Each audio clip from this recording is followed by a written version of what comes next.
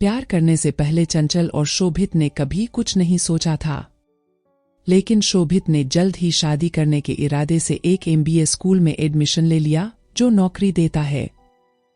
चंचल के घरवाले लड़का तलाश रहे थे, इसलिए शोभित भी हड़बड़ा गया। किस्मत और मेहनत सफल हो रही थी।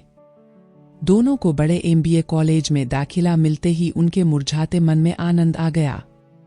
दोनों को लगता था कि सब कुछ अच्छी तरह चलेगा, लेकिन हिंदी फिल्मों की तरह एक नाटकीय बदलाव आया। कोर्स में दाखिला लेने के 1 महीने के भीतर ही चंचल की शादी तय हो गई। चंचल बहुत डर गई, बल्कि दोनों घबरा गए थे। जी में आ रहा था कि जल्दी से शादी कर लें, लेकिन नौकरी नहीं थी, जिससे दोनों की प्रगति ठिठुर गई। शोभित बार बार चंचल हो जाता था और खुद को समझाता था कि जो भी होगा अच्छा होगा। दोनों ने भी कहा कि वे अपने घरों में शादी करेंगे, लेकिन हर बार की कोशिश जाति, उम्र, हैसियत और बेरोजगारी से प्रभावित होती। वक्त बहुत जल्दी गुजर रहा था। शोभित ने MBA की पढ़ाई छोड़कर कॉल सेंटर में काम करने का विचार किया। प्यार के रास्ते पर पहले चल चुके कुछ अनुभवी लोगों ने इसके नुकसान को इतना बड़ा करके बताया कि दोनों इस रास्ते पर भी नहीं चल सके। दोनों ने प्यार करने के बाद कुछ भी नहीं सोचा था।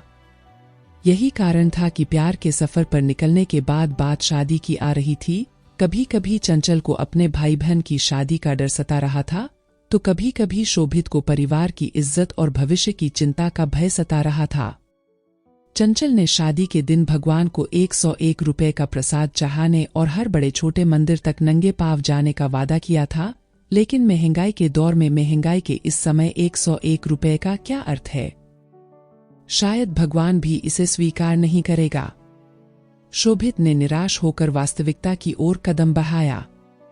लड़के का फोन नंबर और पता फेसबुक से हटाकर कुछ जुगत भिड़ाने की कोशिश भी असफल रही थी। शादी तय होने से लेकर शादी के दिन तक शोभित ने अपनी शादी का पूरा दिन मंदिर में बिताया। सूर्य ढलने के साथ उनमें भी तेजी से कमी आ रही थी, लेकिन कुछ उम्मीदें शायद अभी की थीं। हिंदी फिल्मों को प्यार करने वाले आखिर शाम होते ही मैरिज हॉल पहुंचे। दुल्हन के तैयार होने वाले कमरे में किसी तरह पहुंचकर उसे कहा कि मैं स्टेज पर आऊंगा, मुझे गले लगा लो, मुझे कुछ पिटाई होगी लेकिन सब ठीक हो जाएगा, शादी रद्द हो जाएगी। उसने इतना कहा और शोभित तीर की तरह कमरे से बाहर निकल गया। अब वह शोभित का ब्रह्मास्त्र था। जयमाल के बाद वह स्टेज पर आता है।